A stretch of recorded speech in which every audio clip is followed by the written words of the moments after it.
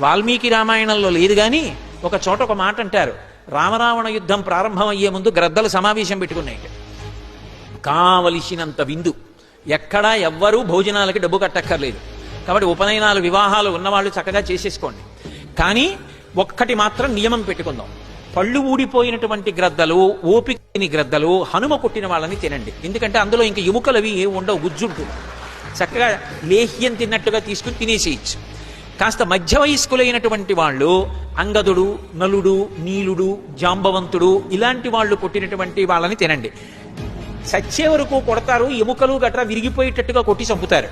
కాబట్టి మధ్య వయస్కులకి పెద్ద ఇబ్బంది ఉండదు, తినచ్చు. అందుకని వాళ్ళు తినండి. ఇంకా యువకులైనటువంటి గ్రద్దలు ఉంటారు, వాళ్ళు మాత్రం బాగా యువకులైనటువంటి వాళ్ళు ఉన్నారు ఆ యుద్ధానికి రామచంద్రమూర్తితో వచ్చినటువంటి వానరాల్లో. అటువంటి వాళ్ళు ఎవరిని చంపారో వాళ్ళు ప్రాణం పోయేటట్టుగా మర్మస్థానం మీద కొట్టి వదిలేస్తారు. వాళ్ళని తినడానికి దంతపుష్టి ఉండాలి. యువకులైనటువంటి గ్రద్దలు తినండి. రాముడు చంపిన రాక్షసులు ఉంటారు, ఎవ్వరూ తినకండి. రాముడు చంపిన రాక్షసుల్ని సాయంకాలం పట్టుకొచ్చి అక్కడ పెట్టండి, అందరం కళ్ళకద్దుకు తిందాం ప్రసాదం అని గ్రద్దలు తీర్మానించబడి. అయితే ఒకటిది వాల్మీకి రామాయణం కాదు సుమండి, ఎవరో సంతోష ప్రకటనానికంటే రామరావణ యుద్ధంలో ఎవరెవరి యుద్ధశక్తి ఎలా ఉంటుందన్నదాన్ని ఆవిష్కరించడానికి చెప్పినటువంటి విశేషం అంతే.